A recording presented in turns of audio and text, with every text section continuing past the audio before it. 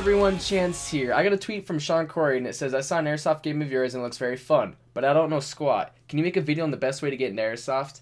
And I thought that was an amazing question because I want to make some tutorials and things like this on how to get into Airsoft, basic things and needs for your first Airsoft game, because I've only been Airsofting for 5 or 6 months. I started back in March, and the one thing I really want to do is make Airsoft more saturated, especially where I live, which is in Wyoming. It's not big here, and I want to make it blow up because I don't have too many interests in the world. I have some basic interests and stuff, but video games are honestly my passion. I love video games more than anything. And when I found Airsoft, it was like a whole new world to me. It just blew my mind how amazing this sport is and how much fun I can have playing it. And I love Airsoft so much now, so the one thing I really want to do is make it more saturated and show people how truly fun and amazing the sport of Airsoft really is. So in this video, I'm going to show you basic and the most important things you'll need for your first Airsoft game. Let's get into it. The most important thing you'll need in Airsoft ever is eye protection. You can either use a paintball mask or goggles. It doesn't really matter. Personally, one that is ANSI approved, which means it's full seal, which means there's a coating of foam or some sort of protection going from the glasses to your eye. Safety glasses do work. I have used them, but I've also got shot in the face with them, and those safety glasses blew apart.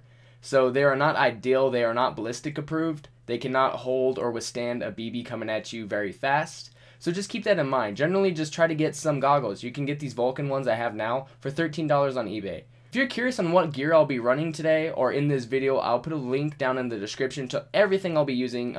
I might put some different links on eBay and then to Airsoft GI or eVike. Just depends whichever ones I find. Number 2 on the list would be your gun, and no one wants to spend $300-400 right away on their first gun. No one does. You want to spend $99 to about, I would say, less than $200.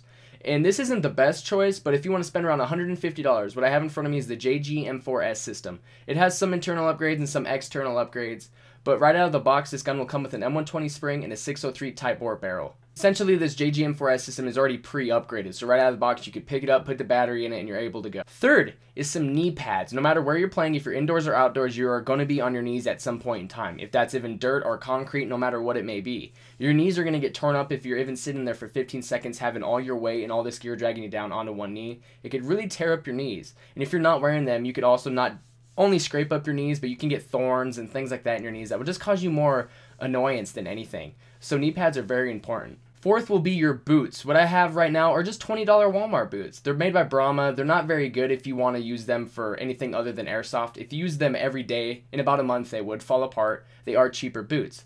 But when you're going out for 4 to 6 hours playing Airsoft, like once a week or a couple times a month even, you really don't need $90 boots. Those are something to work up to, but when you were first getting into Airsoft, $20 Brahmas will work just fine. Number 5 will be your chest rig, and the one I'm using now is made by Lancer Tactical. I'll put a link down in the description, of course, to it if you're curious. It'll range you from anywhere from $55 to about $70, depending where you get it. And this one is a little bit on the higher price range, but I personally like it because I'm able to hold 10 magazines, and also comes with a little carry pouch on the side, so I'm able to put smoke grenades, CO2, Allen wrenches, things like that I'll be needing on the battlefield. But of course, if you're curious, you could just search for on eBay to one made by NC Star, and it comes with a holster and a couple mag pouches, and that will get you going right there, and that will run you about $30 to $40. Last but not least are your BBs.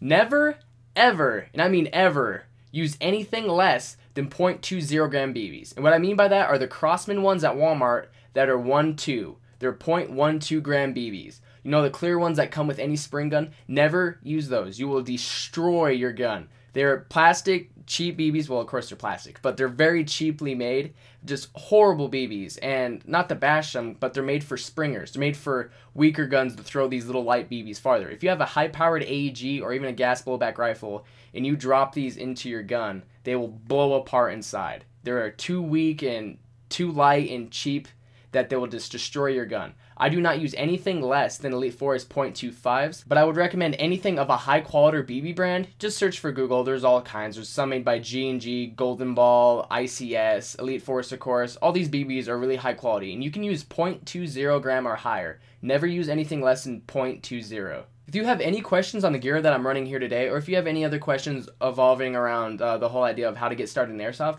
please comment down below. I might have missed some small things, but I got the major things covered. Thanks for watching. I hope you guys enjoyed it, and here's our loadout for the day.